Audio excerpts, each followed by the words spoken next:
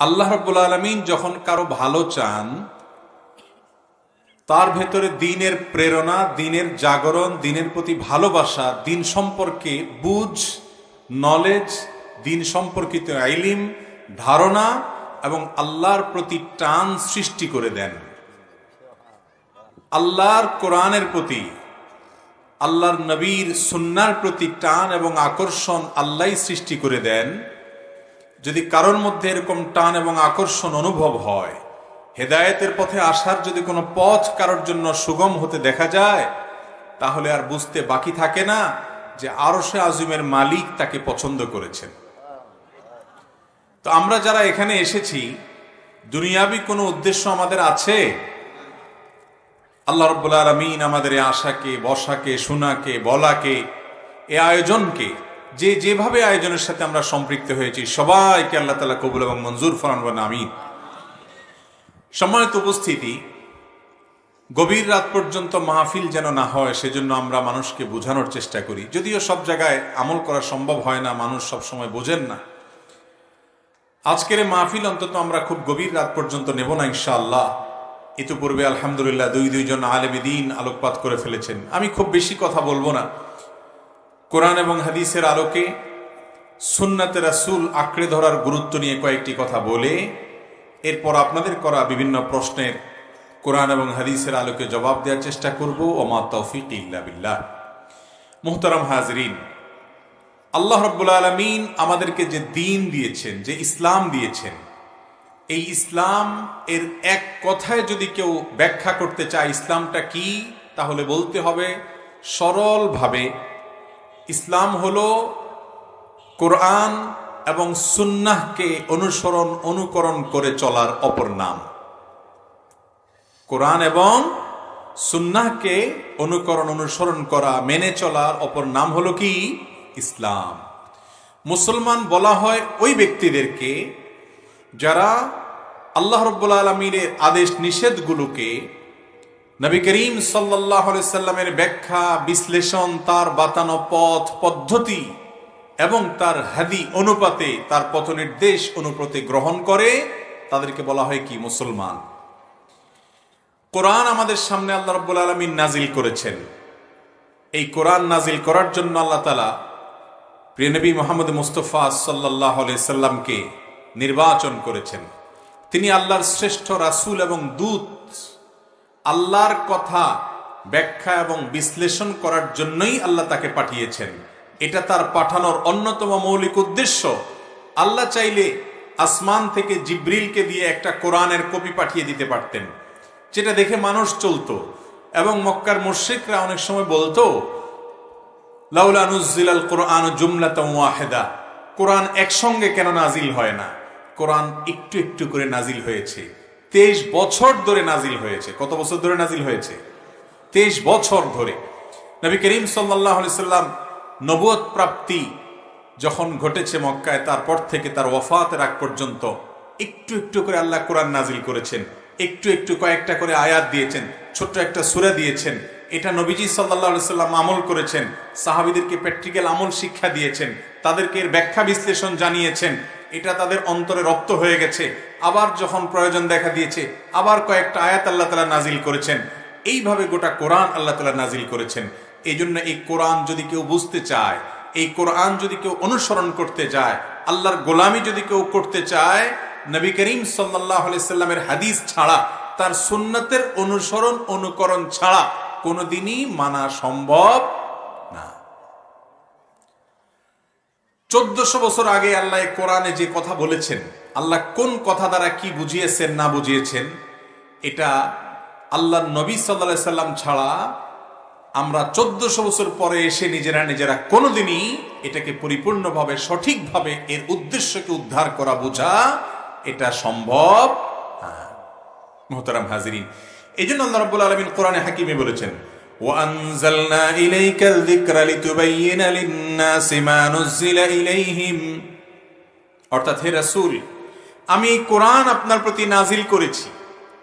কেন নাজিল করেছি? যেন আপনি আসমান থেকে নাজিল হওয়া এই মহাগ্রন্থকে মানুষের সামনে ব্যাখ্যা বিশ্লেষণ করে বুঝান, মানুষকে যাতে ব্যক্ত করে দেন। লাআল্লাহুম ইয়াতাফাক্কারুন, যেন মানুষ এই কোরআন নিয়ে চিন্তা করতে পারে, ভাবতে পারে, গবেষণা করতে পারে, আমল করতে পারে, শিখতে পারে। এই আয়াত থেকে দিনের আলোর মতো পরিষ্কার হয়ে যায় যে কোরআনের সাথে নবী করিম সাল্লাল্লাহু আলাইহি সাল্লামের হাদিসের রিলেশন বা সম্পর্কটা কোথায়। একজন মুসলমান তিনি যদি আল্লাহকে ভালোবাসেন, তাহলে নবী করিম সাল্লাল্লাহু আলাইহি সাল্লামের সুন্নাহ, তার জীবন আদর্শ, তার এই কোরআনের যে ব্যাখ্যা বিশ্লেষণ দেওয়ার যে মৌলিক দায়িত্ব স্বয়ং আল্লাহ দিয়েছেন, কোরআনে বলেছেন, তার অনুসরণ বাদ দিয়ে বা ওইটা ছাড়া কোন দিনই একজন মানুষ আল্লাহর কখনো প্রিয় পাত্র হতে পারে।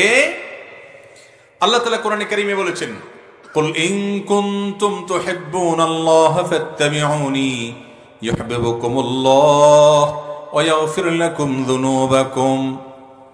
হে রাসূল, আপনি বলে দিন মানুষদেরকে, তোমরা যদি আল্লাহকে ভালোবাসো তাহলে অনুসরণ করতে হবে আমাকে, অর্থাৎ মুহাম্মদ সাল্লাল্লাহু আলাইহি ওয়াসাল্লামকে। আল্লাহকে ভালোবাসি এই কথা যদি কেউ দাবি করে, তার প্রমাণ হবে যে সে নবী করিম সাল্লাল্লাহু আলাইহি সাল্লামকে অনুসরণ, তার সুন্নাহকে ফলো করছে কিনা। নবীজি সাল্লাল্লাহু আলাইহি সাল্লামের সুন্নাহর অনুসরণ নাই, সে কখনো মুখে দাবি করলেও আল্লাহ রাব্বুল আলামিনের ভালোবাসার সত্যিকারের দাবিদার হতে পারবে না। আল্লাহ রাব্বুল আলামিন কোরআনে হাকিমে আরো বলেছেন, ফাআমিনু বিল্লাহি ওয়া রাসূলিহিন নাবিয়্যিল উম্মিয়্যিল্লাযী ইউমিনু বিল্লাহি ওয়া মালাইকাতিহি ওয়াত্তাবিউহু লাআল্লাকুম তাহতাদুন। যার অর্থ হলো, হে মুসলমানরা, হে ঈমানদাররা, হে দুনিয়ার মানুষ, তোমরা আল্লাহর প্রতি এবং তার রাসূলের প্রতি ঈমান আনো। যিনি নবী, যিনি উম্মি, যিনি আল্লাহ এবং ফেরেশতাদের প্রতি ঈমান এনেছেন, শুধু তার প্রতি ঈমান আনবে, বিশ্বাস করবে, এখানেই ক্ষান্ত হয়নি আল্লাহ এটি বলে। এটি যথেষ্ট নয়, বরং ওয়াত্তাবিউহু লাআল্লাকুম তাহতাদুন, তোমরা অনুকরণ করো কার? মুহাম্মদ সাল্লাল্লাহু আলাইহি সাল্লামের, তাহলে তোমরা সঠিক পথ পাবে। অতএব নবীজি সাল্লাল্লাহু আলাইহি সাল্লামের অনুসরণ ছাড়া দুনিয়াতে কোনো মুসলমান, কোনো মানুষ জান্নাত এবং সঠিক পথের দিশা পেতে পারে না। মুহতারাম হাজরিন, আল্লাহ তাআলা কোরআন কারীমে আলো বলেছেন, লাকাদ কানা লাকুম ফি রাসূলিল্লাহি উসওয়াতুন হাসানাহ লিমান কানা ইয়ারজুল্লাহা ওয়াল ইয়াওমাল আখিরা ওয়া যাকারাল্লাহা কাসীরা। যারা আল্লাহর প্রতি ঈমান আনে, আখিরাতের প্রতি ঈমান এনেছে এবং আল্লাহকে অনেক বেশি স্মরণ করে, এই ঈমানদারদের জন্য আল্লাহর রাসূলের জীবনীতে মুহাম্মদ সাল্লাল্লাহু আলাইহি সাল্লামের আদর্শ এবং জীবন ইতিহাস, তার জীবন দর্শন, জীবন আদর্শ, তার সুন্নাতের মধ্যে সর্বোত্তম মডেল আছে। অতএব কেউ যদি মডেল ফলো করতে চায়, সুন্নাতে রাসূল বা নবী করিম সাল্লাল্লাহু আলাইহি সাল্লামের হাদিসের তার সুন্নাতকে খুঁজে খুঁজে কিভাবে তিনি কোন কাজটি করতেন, কিভাবে তিনি সালাত আদায় করতেন, কিভাবে তিনি সিয়াম পালন করতেন, কিভাবে তিনি ওযু করতেন, কিভাবে তিনি উঠা বসা করতেন, কিভাবে তিনি খাওয়া দাওয়া করতেন, কিভাবে তিনি কথাবার্তা বলতেন, কিভাবে তিনি কোন ইবাদত করতেন, সকল ইবাদতে মুহাম্মদ সাল্লাল্লাহু আলাইহি সাল্লামের পদ্ধতি যে ব্যক্তি খুঁজবে, ওই ব্যক্তি একমাত্র সফলকাম হবে। তার জন্য রয়েছে সর্বোত্তম আদর্শ নবী করিম সাল্লাল্লাহু আলাইহি সাল্লামের সুন্নাহ এবং তার জীবন দর্শন। আল্লাহ রাব্বুল আলামিন আরো বলেছেন, ফালইয়াহযারিল্লাযীনা ইউখালিফুনা আন আমরিহি আন তুসিবাহুম ফিতনাহ আও ইউসিবাহুম আযাবুন আলীম। যারা নবী করিম সাল্লাল্লাহু আলাইহি সাল্লামের বিরুদ্ধে আচরণ করে, তার পদ্ধতির অনুকরণ করে না,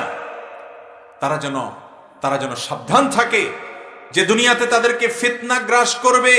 ইসলাম অনুসরণের নাম দিয়ে তারা ইসলামের বাইরে চলে যাবে, কোরআন অনুসরণ করার চেষ্টা করবে, কিন্তু তাদের অগোচরে তারা কোরআন থেকে সরে যাবে, তারা ইসলামের উপরে থাকতে পারবে না। আজ আমাদের অনেক ভাই আছে এমন, অনেক বোন আছেন এমন, যারা কোরআন অনুসরণের নাম দিয়ে শুধুমাত্র তারা কোরআনের আয়াত খোঁজেন। তারা বলেন হাদিসের ব্যাপারে সন্দেহ আছে, নাউজুবিল্লাহ। তারা হাদিসের সংকলন নিয়ে নানা রকমের উদ্ভট প্রশ্ন তুলে, কিভাবে হাদিস সংকলন হয়েছে, কিভাবে হাদিস সংরক্ষিত হয়েছে, মুহাদ্দিসরা সেজন্য কি করেছেন, কত সহস্র সহস্র পৃষ্ঠা রচিত হয়েছে, কত হাজার লাখ মানুষের জীবন সংরক্ষিত হয়েছে, রিজাল শাস্ত্র সম্পর্কে ধারণা নাই, জারাহ তানকিদ সম্পর্কে, জারাহ সম্পর্কে, তাদিল সম্পর্কে ধারণা নাই। রিজাল শাস্ত্রের শত শত সহস্র ভলিউমের অগণিত গ্রন্থ রচনা করেছেন মুহাদ্দিসগণ, শুধু হাদিসে নববীর শুদ্ধ নিরূপণ করবার জন্য সে সম্পর্কে ধারণা নাই। এই মানুষগুলো আজকাল অনেকে আছে, দেখবেন যে না কোরআনই যথেষ্ট, হাদিসের মধ্যে নানা রকমের অসুবিধা আছে। এই মূর্খতা সুলভ কথা যারা বলে, তাদের সম্পর্কে আল্লাহ রাব্বুল আলামিন বলেছেন তারা যেন সতর্ক থাকে। তারা এই ইসলাম অনুসরণের হয়তো সৎ উদ্দেশ্য তাদের আছে, কিন্তু এই শুধু কোরআনকে মানলেই চলবে এই কথা যারা বলবে, নবী সাল্লাল্লাহু আলাইহি সাল্লামের বিরুদ্ধাচরণ যারা করবে, তাদেরকে দুনিয়াতে ফিতনায় পেয়ে বসবে। তারা ফিতনার গর্তে পা দিয়ে হারিয়ে যাবে ইসলাম থেকে, এবং আখিরাতে তাদের জন্য যন্ত্রণাদায়ক শাস্তি আল্লাহ তাআলা রেখেছেন। কোরআনে কারীমকে সারা পৃথিবীতে সবচেয়ে সুন্দর করে যারা ব্যাখ্যা করেছেন, সারা বিশ্বের ইতিহাসে সকল মুসলিম আহলুস সুন্নাহ ওয়াল জামাতের কাছে সবচেয়ে সমাদৃত যে সকল তাফসীর গ্রন্থগুলো আছে, এর মধ্যে থেকে তাফসীর ইবনে কাসীর অন্যতম। এই তাফসীর ইবনে কাসীরে ইমাম ইবনে কাসীর রাহিমাহুল্লাহ এই আয়াতের ব্যাখ্যায় বলেছেন যে এখানে আল্লাহ রাব্বুল আলামিন নবী করিম সাল্লাল্লাহু আলাইহি সাল্লামের নির্দেশের বিরুদ্ধাচরণ করা বলতে বুঝিয়েছেন তার পথের, তার মতের, তার পদ্ধতির, তার সুন্নতের, তার শরীয়তের। অতএব নবী করিম সাল্লাল্লাহু আলাইহি সাল্লাম হলেন আল্লাহর পক্ষ থেকে দেওয়া মডেল। এই মডেলের সাথে আপনার ইবাদত বন্দেগী যদি মিলে আল্লাহর কাছে গ্রহণযোগ্য হবে, আর যদি না মিলে সেটা গ্রহণযোগ্য হবে না। মুহতারাম হাজিরিন, আমরা অনেক সময় দেখি দর্জি দোকানে কেউ যখন জামা বানাইতে দেয়, তখন একটা জামা দিয়ে বলে দেয় যে হুবহু এই জামাটাতে যে মাপ আছে, একই মাপে একই আপনার সাইজ অনুযায়ী আপনি জামাটা তৈরি করে দিবেন। দর্জি সাহেব যদি ওই জামার সাথে একেবারে পরিপূর্ণভাবে মিল রেখে হাতার সাইজ, ঝুল, তারপরে আপনার এটার যে বডির সাইজ, সবকিছু যদি ওই জামার সাথে মিল করে করতে পারেন, তাহলে অবশ্যই যিনি জামা বানাতে দিয়েছেন তিনি খুশি হবেন, তিনি তার অর্ডারে সন্তুষ্ট হবেন, তাকে উপযুক্ত পারিশ্রমিক দিবেন।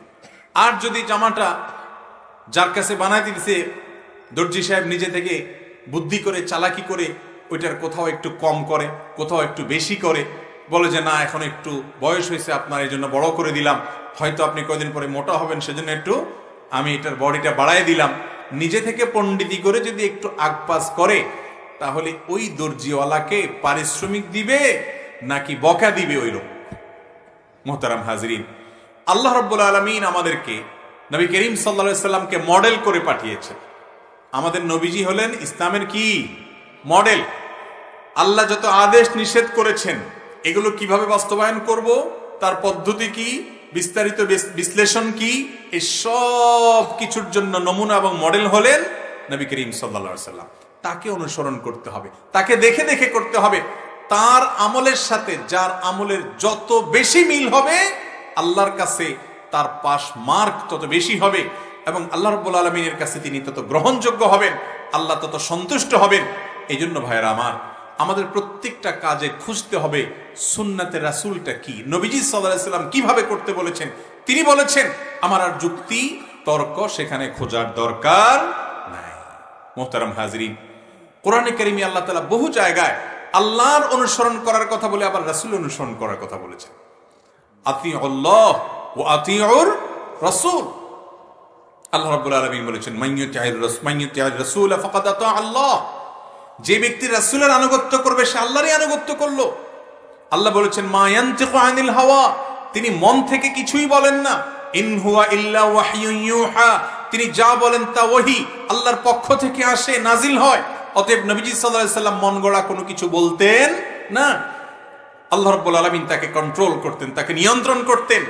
বিধায় নবী করিম সাল্লাল্লাহু আলাইহি সাল্লামের অনুকরণ অনুসরণ ছাড়া কেউ খাঁটি মুসলমান হওয়া তো দূরের কথা, ইসলামের মূল পথেই কোনোদিন থাকতে পারবে না। এই জন্য আমাদেরকে সুন্নাত খুঁজে খুঁজে চলতে হবে। আমি একটা ইবাদত করব, আমি দেখবো আমার নবীজি কিভাবে করেছেন, নবীজি সাল্লাল্লাহু আলাইহি সাল্লামের হাদিসে কিভাবে উল্লেখ আছে সেটা জানার চেষ্টা করব। নবীজির হাদিসের বিরুদ্ধাচরণ করা, তার সুন্নাতের বিরুদ্ধাচরণ করা কপাল পোড়া হওয়া লক্ষণ, দুনিয়াতে ফিতনায় পড়ার লক্ষণ, আখিরাত ধ্বংসের লক্ষণ। ভাইরা আমার, নবী করিম সাল্লাল্লাহু আলাইহি সাল্লাম তাকে আল্লাহ তাআলা ওহীর মাধ্যমে জানিয়েছেন কিয়ামতের আগে কিছু মুসলমান আসবে দুনিয়াতে, যারা নিজেদেরকে মুসলমান মনে করবে এবং তারা বলবে, আরামের চেয়ারে বসে বসে বলবে, আমরা কিতাবের মধ্যে, আল্লাহর কিতাবের মধ্যে, কোরআনের মধ্যে যেটাকে হালাল পেয়েছি সেটাকে হালাল জানবো, এখানে যেটাকে হারাম পেয়েছি সেটাকে হারাম জানবো, বাস এটাই শেষ। রাসূলের হাদিস তারা গ্রহণ করবে না এবং সেটাকে তারা তাচ্ছিল্য ভরে উড়িয়ে দিবে যে আমরা শুধু এটাকেই যথেষ্ট মনে করছি। রাসূল সাল্লাল্লাহু আলাইহি ওয়াসাল্লামের হাদিসের আবার প্রয়োজন কি? নবী করিম সাল্লাল্লাহু আলাইহি ওয়াসাল্লাম ভবিষ্যৎবাণী করেছেন এমন একটা সময় আসবে, আজ আমাদের দেশে সেটি চলে এসেছে ভাই। বহু মানুষ বহু জায়গায় এরকম হয়। অনেক বড় বড় সিনিয়র সিটিজেন, দেশের গুরুত্বপূর্ণ ব্যক্তিত্ব দেখি যে আমাদেরকে ফোন করে বলে যে, এক ভাই তো আমাকে ফোন করে বলেন যে ভাই আমি কোরআনরে খুব ভালোবাসি, 7-8 বার কোরআন আগাগোড়া বুঝে আমি পড়েছি মাশাআল্লাহ, কিন্তু হাদিসটা আমার ভালো লাগে না। তাহলে আমি তাকে প্রশ্ন করলাম, ভাই আপনি যে কোরআন পেয়েছেন এটা কিভাবে পেয়েছেন, কোত্থেকে পেয়েছেন? এই কোরআন যে পাইপলাইন দিয়ে এসেছে, এই কোরআন যে পথ দিয়ে এসেছে, সে একই পথ দিয়ে নবী করিম সাল্লাল্লাহু আলাইহি ওয়াসাল্লামের হাদিসও এসেছে। হাদিসের যে মহা বিশাল বড় ভান্ডার আছে, এই ভান্ডারগুলো থেকে নবী করিম সাল্লাল্লাহু আলাইহি ওয়াসাল্লামের হাদিসের নামে কোনো জাল কথা আছে কিনা এটাকে পরখ করবার জন্য যে চালনি বানানো হয়েছে মুহাদ্দিসদের তরফ থেকে, একটি দুটি নয়, শত শত চালনি সেখানে স্থাপন করা হয়েছে। কিভাবে সেটাকে চালা হয়েছে, কিভাবে সেটাকে সেখান থেকে বিশুদ্ধ হাদিসগুলোকে বের করা হয়েছে, মুহাদ্দিসদের কি অবদান ছিল, এবং এটা আল্লাহ তাআলার অলৌকিকত্ব। নবী করিম সাল্লাল্লাহু আলাইহি সাল্লামের হাদিসের মুজিজা, এটি নবীজি সাল্লাল্লাহু আলাইহি সাল্লামের মুজিজা বলতে পারেন যে তার হাদিসকে সংরক্ষণ আল্লাহ রাব্বুল আলামিন করেছেন আল্লাহর এই সমস্ত প্রিয় বান্দারকে দিয়ে। অলৌকিকভাবে এই সম্পর্কে যদি কেউ ন্যূনতম ধারণা অর্জন করার চেষ্টা করে যে হাদিস কিভাবে শুদ্ধ নিরূপণ হয়, কিভাবে এটাকে অ্যানালাইসিস করে মুহাদ্দিসগণ বের করেছেন, তাহলে সে হাদিসে রাসূলের বিরুদ্ধাচরণ করা, সুন্নাতের বিরুদ্ধাচরণ করার মতো দুঃসাহস কোনোদিন দেখাবে না। মুহতারাম হাজিরিন, আমাদের নবী করিম সাল্লাল্লাহু আলাইহি সাল্লাম, তাকে অনুকরণ করে সাহাবীরা শ্রেষ্ঠ মানুষে পরিণত হয়েছেন। শুধু তাকে অনুকরণ করার ক্ষেত্রে তারা কোনো প্রকার বাজ বিচার করতেন না, কোনো দিক তাকাতেন না। তারা দেখতেন নবীজি নির্দেশ করেছেন কিনা, জীবন দিয়ে সেটা করতেন। তিনি নিষেধ করেছেন আর সেদিকে যেতেন না। এর মধ্যেই মুসলমান জাতির কল্যাণ নিহিত, অন্য কোনো পথে মুসলমানের কল্যাণ, নাজাত, মুক্তি দুনিয়াতে আখিরাতে কোনো অবস্থায় নিহিত নাই। একবার আমাদের প্রিয় নবী সাল্লাল্লাহু আলাইহি সাল্লাম মসজিদে নববীতে তিনি তার খুতবা চলাকালীন কিছু মানুষের এলোমেলো, অনেক নমুসলিম থাকে, মুনাফিকরা অনেকে আসে, তাদের এলোমেলো আপনার উঠা বসা, হাঁটা চলা দেখতে পেয়ে বলছেন, তোমরা বসে পড়ো। এই টাইমে আব্দুল্লাহ ইবনে মাসউদ রাদিয়াল্লাহু তাআলা আনহু, একজন সিনিয়র সাহাবী, আলেম সাহাবী, কোরআন হাদিস যিনি সবচেয়ে ভালো বুঝতেন, ইসলামের ফিকহ শাস্ত্র সম্পর্কে, নবী করিম সাল্লাল্লাহু আলাইহি সাল্লামের আদেশ নিষেধ, কোরআন সুন্নাহর আদেশ নিষেধ থেকে মাসআলা উৎকলন করা, মাসআলাকে বের করে আনার ব্যাপারে দক্ষতা যার অনেক বেশি ছিল, সে আব্দুল্লাহ ইবনে মাসউদ রাদিয়াল্লাহু তাআলা আনহু, তিনি হেঁটে হেঁটে তখন মসজিদের দিকে আসছিলেন। মসজিদের বাইরে সিঁড়ি বা এরকম কোনো জায়গায় এখনো প্রবেশ করেন নাই। ওই জায়গায় আসার পর যখন নবীজির নির্দেশটা কানে আসলো, বসো, তিনি ওই অবস্থায়, ওটা বসার জায়গা ছিল না, একেবারেই বিদঘুটে এবং অপ্রস্তুত জায়গা ছিল বসার, ওই উঁচা নিচা জায়গায় যেটা বসার জায়গা না, ওই জায়গায় ওই অবস্থায় তিনি বসে পড়েছেন। নবী করিম সাল্লাল্লাহু আলাইহি সাল্লাম এই দৃশ্য দেখে বললেন তাকে, হে অমুকের বাপ, শ্রদ্ধা করে তাকে নাম ধরে না ডেকে বললেন, হে অমুকের বাপ, আপনাকে আমি বলিনি আপনি উঠেন, উঠে জায়গা মতো এসে বসেন, যারা এলোমেলো ঘোরাফেরা করছে তাদেরকে বলেছি। তো সাহাবীরা নবী করিম সাল্লাল্লাহু আলাইহি সাল্লামের কোনো নির্দেশ পেলে আর চোঁচেরা করতেন না, অন্ধের মতো সেটাকে মানতেন।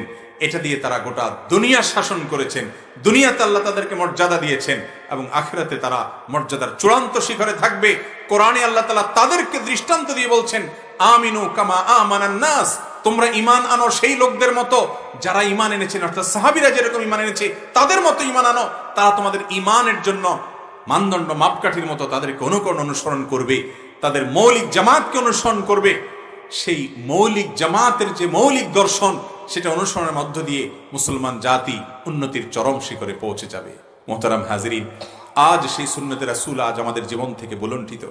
আজ আমাদের ইবাদতে সুন্নত নাই, আর আমাদের কাজে কর্মে সুন্নত নাই। অন্যান্য জায়গা থেকে সুন্নত যেতে যেতে আজ আমাদেরকে এই কথাও শুনতে হয় যে শুধু কোরআনই যথেষ্ট। নতুন নতুন কিছু মানুষ বের হচ্ছে আমাদের সমাজে, যারা আমাদের মুসলমান ভাই বোনদেরকে বিভ্রান্ত করছে। দুঃখজনক, তারা অনেকে জেনারেল শিক্ষিত মানুষ হয়ে ইসলাম চর্চা করলে, ইসলামের দাওয়াতের কাজে গিয়ে এলে সেটা অবশ্যই অ্যাপ্রিসিয়েট যোগ্য, সেটাকে আমরা সাধুবাদ জানাই। কিন্তু ইসলাম সম্পর্কে যারা সারা জীবন পড়াশোনা করেছেন, ঘাটাঘাটি করেছেন, গবেষণা করেছেন, যাদের পুঁথিগত বিদ্যা আছে, যাদেরকে আল্লাহ যথেষ্ট পরিমাণ পুরো জীবন দিনের মধ্যে কায়েম এবং দায়েম থাকার তৌফিক দিয়েছেন, সেই সকল আলিম যারা নবীদের ওয়ারিস, তাদের কথা অবজ্ঞা করে আজকাল কিছু সাধারণ শিক্ষিত ভাই বোনদেরকে দেখা যায় তারা প্রকৃত ইসলাম আর বিকৃত ইসলাম পার্থক্য করে। তারা বলে যারা নবীজির হাদিস অনুসরণ করে, হাদিসকে মেনে চলে, তারা নাকি বিকৃত ইসলামের অনুসরণ করে, আর যারা শুধু কোরআনকে মানে তারা নাকি প্রকৃত ইসলাম অনুসরণ করে। বলেন নাউজুবিল্লাহ। ভাইরা আমার, নবীজির হাদিস অনুসরণ করলে সেটা বিকৃত ইসলাম? আল্লাহ তাআলা আমাদের ভাইদেরকে বোনদেরকে হেদায়েত দান করুন। এরা সবাই যে ইসলামের বিরুদ্ধে ষড়যন্ত্রে লিপ্ত তা আমি কখনো বলবো না। এদের অনেকে আছেন না বুঝে এই পথে চলে গেছেন। কিয়ামতের আগে দুনিয়াতে ভাই বহুমুখী ফিতনা আসবে, কত ফিতনা যে আসবে, এক এক ফিতনার জোয়ারে বহু মুসলমানের সন্তান ইমান হারা হয়ে যাবে, ইমান চেতনা হারা হয়ে যাবে, সে টেরও পাবে না। এই জন্য আল্লাহর কাছে দোয়া করতে হয়, ইহদিনাস সিরাতাল মুস্তাকিম। প্রত্যেক রাকাতে আমরা দোয়া করব। যখন দোয়া করবেন, সূরা ফাতিহা পড়বেন, তখন এর অর্থের দিকে খেয়াল করে আল্লাহর কাছে মনে মনে দোয়া করবেন, ইহদিনাস সিরাতাল মুস্তাকিম। আল্লাহ, সরল সঠিক জান্নাতের পথ যেটা, দুনিয়াতে হাজারো পথ, আল্লাহ কতজন কত পথের দিকে ডাকে, আমার নিজের বিবেক বুদ্ধি দিয়ে সবসময় সঠিকটা আমি উদ্ধার করতে পারবো না মালিক। আপনি আমাদেরকে যেই পথে চললে তার গোড়ায়, তার মাথায় জান্নাত ঠেকবে, সেই পথে আপনি আমাদেরকে চালান আল্লাহ। ইহদিনাস সিরাতাল মুস্তাকিম। ভাইরা আমার, কত গুরুত্বপূর্ণ যে প্রত্যেক নামাজে প্রতি রাকাতে সূরা ফাতিহা পড়াটাকে আল্লাহ তাআলা আবশ্যক করে দিয়েছে, তাই না? প্রত্যেক নামাজের প্রত্যেক রাকাতে সূরা ফাতিহা পড়া লাগে না? প্রত্যেক সালাতের প্রতি রাকাতে সূরা ফাতিহাকে আবশ্যক করে দেওয়া হয়েছে ইসলামে। সূরা ফাতিহার মূল কথা কি ভাই? একটাই। সূরা ফাতিহার মূল কথা কি? মূল কথা একটাই। সেটা কি? আল্লাহর প্রশংসা এবং গুণকীর্তন ইত্যাদি করার পর হেদায়েতের দোয়া করা। কিসের দোয়া করা ভাই? হেদায়েতের দোয়া করা। হেদায়েত মানেটা কি ভাই? হেদায়েত মানে হলো আল্লাহ তাআলা যেন আপনাকে আমাকে সরাসরি গাইড করে, পথ দেখায়, আমরা যেন ভুল পথে না যাই। আসেন আমরা দোয়া করি, ও আরশে আজিমের মালিক, ও আসমান জমিনের মালিক, ও কাবার মালিক, ও কোরআনের মালিক, ও মুহাম্মদ সাল্লাল্লাহু আলাইহি সাল্লামের মালিক, ও সমস্ত নবী রাসূলদের মালিক, ও সকল সৃষ্টি জগতের মালিক, ও আমাদের মালিক, ও আহকামুল হাকিমিন, ও রব্বুল আলামিন, হে রহমান রহিম, হে মালিক ইয়াউমিদ্দিন, আপনি দয়া করে অনুগ্রহ করে আমাদেরকে হেদায়েতের উপরে কায়েম এবং দায়েম রাখুন, হেদায়েতের পথে পরিচালিত করুন আল্লাহ। আমাদের অনেক ভাইরা আছেন, অনেক জেনারেল শিক্ষিত, অনেক মেধাবী, অনেক পড়াশোনা করেন, কোরআনের পিছনে অনেক সময় দেন, কিন্তু তারা কোরআন গবেষণা করে দেখা যাচ্ছে নবীজির হাদিস থেকে সরে গেছে, শয়তান তাদেরকে সরায় ফেলছে। এই জন্য দেখবেন কোরআন যখন পাঠ করতে হয় শুরুতে আউযুবিল্লাহ পাঠ করতে হয়। কেন আউযুবিল্লাহ পাঠ করতে হয় ভাই? হাদিস পাঠের আগে তো আউযুবিল্লাহ পড়া লাগে না, অন্য কোনো কিছু পাঠের আগে তো আউযুবিল্লাহ পড়তে হয় না। আল্লাহ কোরআনে বলেছেন যে ইযা ক্রাআতাল কুরআন ফাসতাইয বিল্লাহি মিনাশ শাইতানির রাজীম। তুমি যখন কোরআন পাঠ করবে আল্লাহর কাছে পানাহ চাইবা শয়তান থেকে, আউযু বিল্লাহি মিনাশ শাইতানির রাজীম পড়ে তারপরে কোরআন পাঠ শুরু করবে। এইজন্য ফুকাহে কেরাম এর ফতোয়া হলো কোরআন পাঠ করতে হলে বিসমিল্লাহির রহমানির রহিম বলেন আর না বলেন ওইটার চাইতে আউযু বিল্লাহি মিনাশ শাইতানির রাজীম বলার গুরুত্ব বেশি। যদি সূরার শুরুতে হয় বিসমিল্লাহর সাথে পাঠ করবেন, কিন্তু আউযু বিল্লাহি মিনাশ শাইতানির রাজীম পাঠ করাটা আবশ্যক, ওয়াজিব, এটা পাঠ করতে হবে কোরআন যখন পাঠ করবেন। কেন? কারণ কোরআন পাঠ করতে গিয়ে, কোরআন থেকে ভালো কিছু নিতে গিয়ে উল্টা আরো গোমরা হওয়ার, বিপদগামী হওয়ার ভয় আছে। শয়তান এই কোরআন থেকেই ভুল বুঝিয়ে কাউকে বিপথে নিয়ে যেতে পারে। সেজন্য আল্লাহর কাছে শয়তান থেকে পানাহ চাইতে হয়। স্বয়ং আল্লাহই শিক্ষা দিয়েছেন কোরআন তেলাওয়াত করার আগে যদি আপনি স্পর্শ করতে চান ওযু করতে হয়, যদিও সে বিষয়ে হাদিস দ্বারা প্রমাণিত। এটা নিয়ে অনেক ভাইরা ধোঁয়াশা করে। এই যে পবিত্রতা অর্জন করতে হয়, বেগোসল অবস্থায় কোরআন তেলাওয়াত করা যায় না। কেন যায় না? পবিত্রতা অর্জন করতে হয়, শয়তান থেকে পানাহ চেয়ে আউযু বিল্লাহি মিনাশ শাইতানির রাজীম পড়া ছাড়া কোরআন তেলাওয়াত করা যায় না। কেন যায় না? কারণ আল্লাহ জানেন যে এই কোরআন এটা মহাগ্রন্থ, এটা থেকে যদি শয়তান কাউকে শয়তানি করতে চায়, তো এই কোরআন গবেষণার নাম দিয়ে অনেক মানুষকে সুপথ থেকে সরায় দিবে। এই জন্য শয়তান থেকে পানা চাইতে হয়, আল্লাহ আমি যেন মিসগাইডেড না হই, আমি যেন ভুল পথে না যাই, আমি যেন ইসলাম অনুসরণ নাম দিয়ে তোমার রাসূল থেকে সরে না যাই। কারণ রাসূল সাল্লাল্লাহু আলাইহি সাল্লামকে আল্লাহ তাআলা ডিউটি দিয়েছেন যে এই কোরআন তোমার কাছে নাজিল করেছি, তোমার প্রতি নাজিল করেছি, ওয়া আনজালনা ইলাইকা যিকরা লিতুবাইয়িনা লিন-নাস। হে রাসূল, আপনার প্রতি কোরআনকে নাজিল করেছি যেন আপনি মানুষের কাছে এই কোরআনকে ব্যাখ্যা করে দেন। এর চেয়ে স্পষ্ট কথা আর কি হবে? যারা হাদিস অস্বীকার করেন, যারা হাদিসের প্রামাণ্যতাকে অস্বীকার করেন, আমি ভাইদেরকে বলবো এই আয়াতের শুধু অনুবাদটা দেখেন, আল্লাহ কি বলছেন, ওয়া আনজালনা ইলাইকা যিকরা। হে রাসূল, আপনার প্রতি আমি কোরআন নাজিল করেছি কেন? লিতুবাইয়িনা লিন-নাসি মা নুজিলা ইলাইহিম।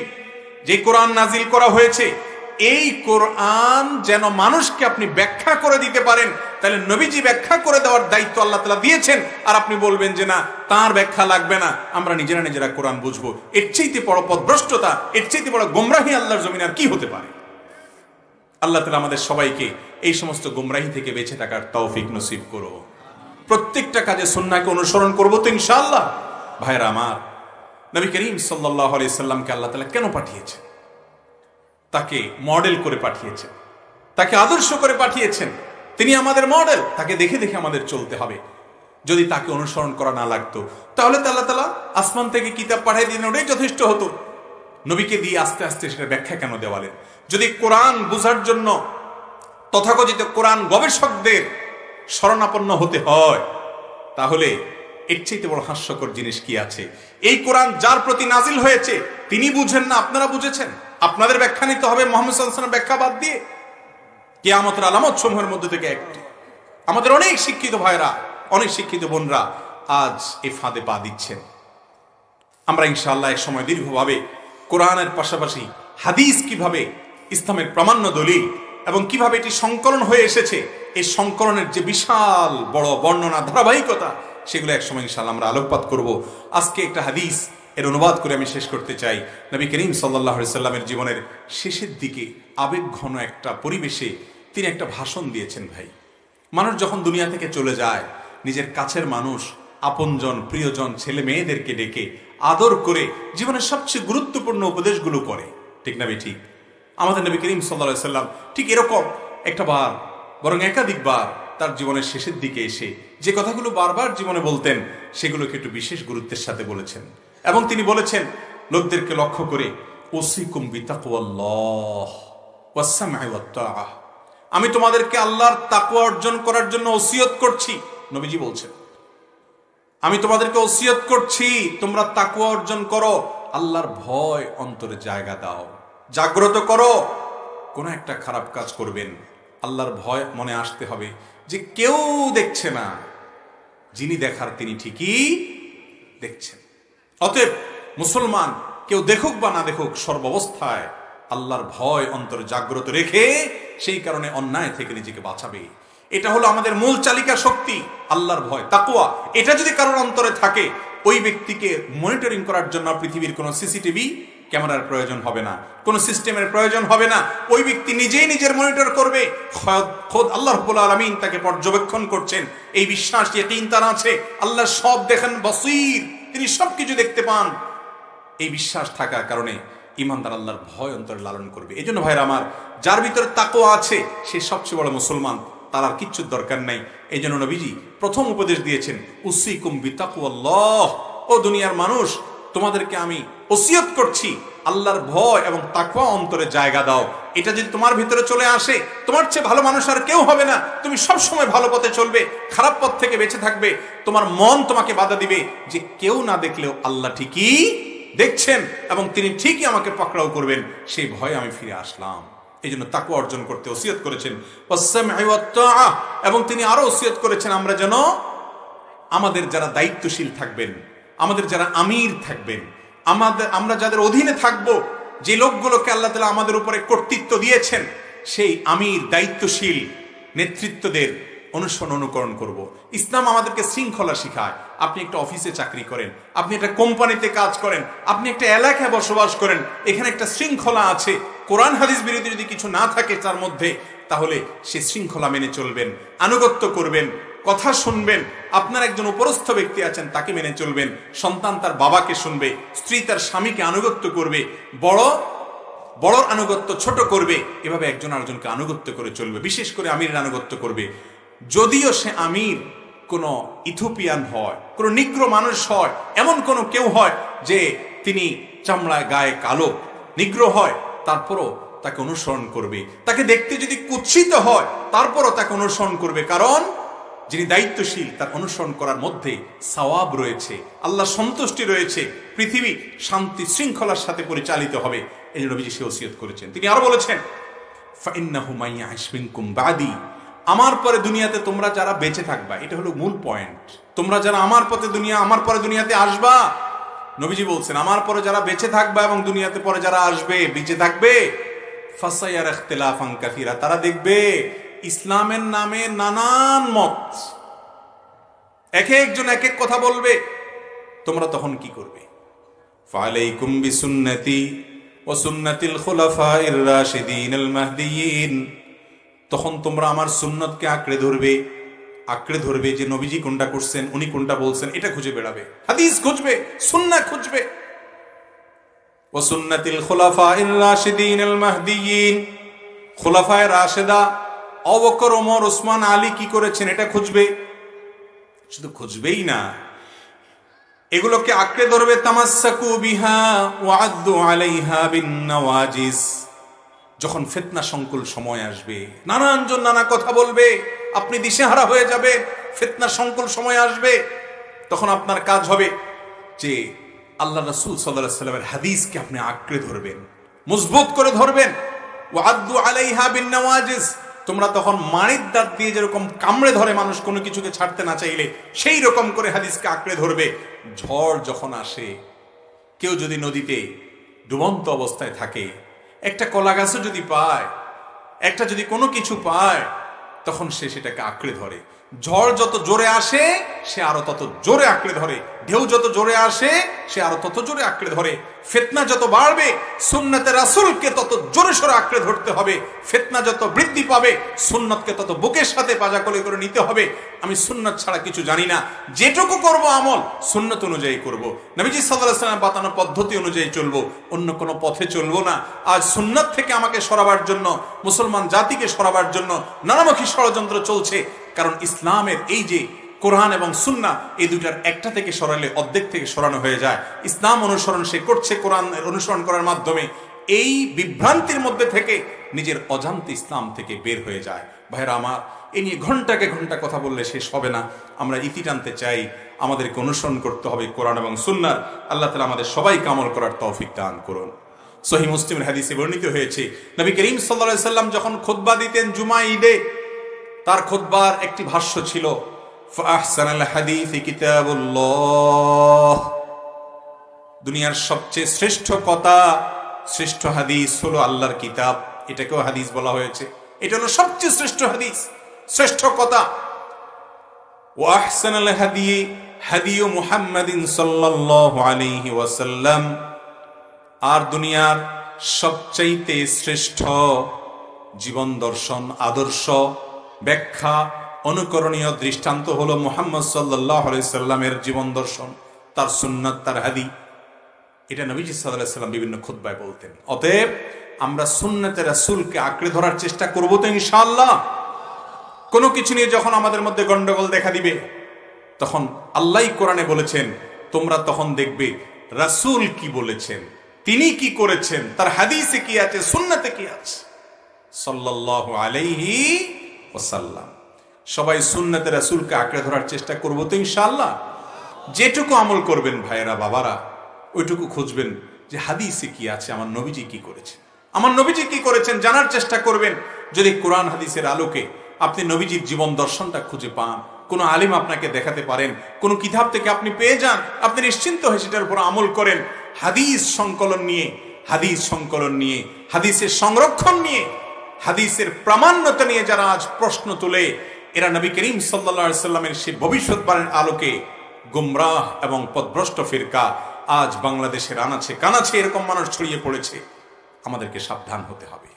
আল্লাহ তাআলা আমাদেরকে ইসলামের অনুসারী হিসেবে, আল্লাহর গোলাম হিসেবে, আল্লাহর বান্দা হিসেবে কোরআন এবং হাদিসের অনুসরণ অনুকরণ করে আমাদের ইসলামটাকে সুন্দর করার সৌন্দর্যমণ্ডিত করার তৌফিক দান করুন বলুন আমি। ভাইরা আমার, কবরে আমাদেরকে জিজ্ঞাসা করা হবে তোমাদের আল্লাহ কে, তোমার রব কে, তোমার নবী কে। নবী সম্পর্কে আলাদা প্রশ্ন হবে। নবীজির দুশ্মনী করলে, তার হাদিসের বিরোধিতা করলে, তার সুন্নত এবং আদর্শকে অবজ্ঞা করলে সে কখনো নবী সাল্লাল্লাহু আলাইহি সাল্লামের মুহাব্বতের দাবিদার হতে পারে না, তার অনুসারী হতে পারে না, সে কখনো সঠিক উত্তর দিতে পারবে না। যদিও কবরের প্রশ্নোত্তর নিয়ে অবান্তর প্রশ্ন তোলে এই সমস্ত ভাইয়েরা, যেগুলো বিশুদ্ধতার মানদণ্ডে উত্তীর্ণ অগণিত হাদিস দ্বারা প্রমাণিত। ভাইরা আমার, এই যে ফিতনা আজ আমরা দেখছি, আমাদের ছেলে মেয়েরা যখন বড় হবে তখন হয়তো নতুন ফিতনা বাইর হবে না, কোরআনের প্রথম 10 পারা মানো, বাকিগুলো মানিও না, এরকম আরো কত তামাশা আপনারা শুনবেন বা পরবর্তী জেনারেশন শুনবে। কিয়ামত যত নিকটবর্তী হবে, ইসলামের নামে নানামুখী ধোঁয়াশা এবং পথভ্রষ্টের নানামুখী পথ আবিষ্কার হবে। আর এই জন্যই প্রত্যেক রাকাত নামাজে যখন পড়বেন ইহদিনাস সিরাতাল মুস্তাকিম, মুখস্থ পড়ে দিবেন না, এমনি এমনি পড়ে চলে যাবেন না। প্রতিবার মনে মনে আল্লাহর কাছে এটা দোয়া করবেন, মুখে ইহদিনাস সিরাতাল মুস্তাকিম পড়বেন আর মনে মনে চাইবেন, আল্লাহ ও মালিক, তুমি রব্বুল আলামিন, তুমি রহমান রহিম, তুমি মালিক ইয়াউমিদ্দিন, গোলামি শুধু তোমারই করি, তোমার কাছেই সাহায্য চাই। কি সাহায্য চাই? ইহদিনাস সিরাতাল মুস্তাকিম, তুমি আমাদেরকে সঠিক পথে রাখো, আমরা যেন ভুল পথে পা না দিই। আমরা নিজেরাও জানি না কোনটা ভুল পথ, সব সময় এটা বোঝার ক্ষমতা আমাদের সব সময় থাকে না। আল্লাহ তাআলা আপনাকে আমাকে কিয়ামতের আগে যত মুখে ফিতনা হবে, আমাদেরকে, আমাদের পরবর্তী প্রজন্মকে সব ধরনের ফিতনা থেকে হেফাজতে রেখে হকের উপরে, সত্যের উপরে টিকে থাকার তৌফিক দান করুন বলুন আমি। সুন্নতে রাসূলের অনুসরণ করার তৌফিক দান করুন বলুন আমি। ভাইরা আমার, দোয়া করি, আল্লাহুম্মা আরিনাল হাক্কা হাক্কা ওয়ারযুকনা ইত্তিবাআহ। আল্লাহ কোনটা হক সেটা আপনি আমাকে দেখাই দেন এবং সেটা অনুসরণ করার তৌফিক দান করেন। ওয়ারিনাল বাতিলা বাতিলা ওয়ারযুকনা ইজতিনাবা, কোনটা ইসলামের নামে ভুল বিভ্রান্তি সেটাও আপনি দেখায় দেন এবং সেটা থেকে আপনি বিরত থাকার তৌফিক দান করেন। সুন্নাত মেনে চলবো তো ইনশাআল্লাহ, সব কাজে সুন্নাহ খুঁজবো তো ইনশাআল্লাহ। আপনার ঘরে একটা কোরআন থাকবে, সুন্নাতে রাসূলের আলোকে হাদিস গ্রন্থ থাকবে, দুইটাই আপনি পড়বেন। এবং সুন্নাহ এবং কোরআনের সাথে অনেক সংঘর্ষ দেখানোর চেষ্টা করে কিছু ভাইরা আমার, সেটা মূর্খতা ছাড়ার কিছুই নয়। কোনো কিছুকে সাংঘর্ষিক বাহ্যিকভাবে দেখলে মনে হলেই সাংঘর্ষিক হয় না, বরং একটা আরেকটার পরিপূরক। আল্লাহ তাআলা আমাদের সবাইকে যে কথাগুলো বললাম, শুনলাম, সেগুলোকে বুঝে শুনে আমল করার তৌফিক দান করুন। জাযাকুমুল্লাহু খায়রা ওয়া আখিরু দাওয়ানা আনিল